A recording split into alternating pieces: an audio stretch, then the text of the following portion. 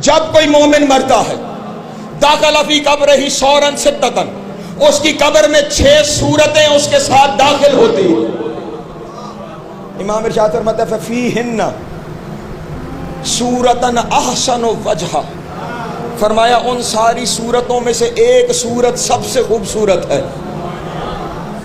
اب امام ارشاد فرماتے جب بندہ قبر میں جاتا ہے اسے بٹھا دیا جاتا ہے، ایک صورت اس کے سامنے آ جاتی ہے، ایک صورت اس کے پشت پہ آ جاتی ہے، ایک دائیں آ جاتی ہے، ایک بائیں آ جاتی ہے، ایک پائنتی آ جاتی ہے، ایک سر پہ آ جاتی ہے۔ توجہ، وہ جو سب سے خوبصورت صورت ہے نا وہ اس کے سر پہ آ جاتی ہے۔ بندوں نے پوچھا مولا کیا ہے؟ امام نے ارشاد فرمایا جو دائیں ہے وہ نماز ہے،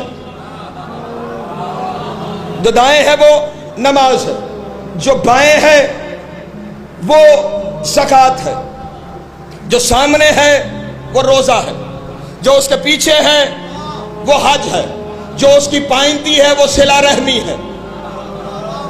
صلہ رحمی کا مطلب رشتہ داروں سے نیکی کرنا، ٹھیک؟ دائیں نماز، بائیں روزہ، سامنے زکوٰۃ، پیچھے حج، پاؤں کی طرف صلہ رحمی۔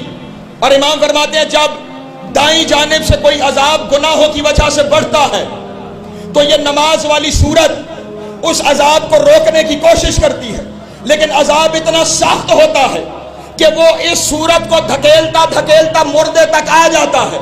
جیسے ہی وہ مردے کے قریب پہنچتا ہے سرہانے والی صورت کہتی ہے دیکھا نہیں میں یہاں ہوں۔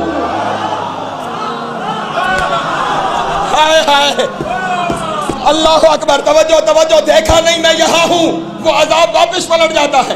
یہ نماز کی صورت حیران کھڑی ہے کہ یہ کون ہے؟ اس عذاب کو جس نے روک دیا جو مجھ سے نہیں رک رہا تھا۔ پھر بائیں سے عذاب آتا ہے، روزے کی صورت اسے روکتی ہے لیکن وہ پھر قریب پہنچتا ہے، یہ روکتی نہیں، صرف اتنا کہتی ہے دیکھا نہیں میں ہوں۔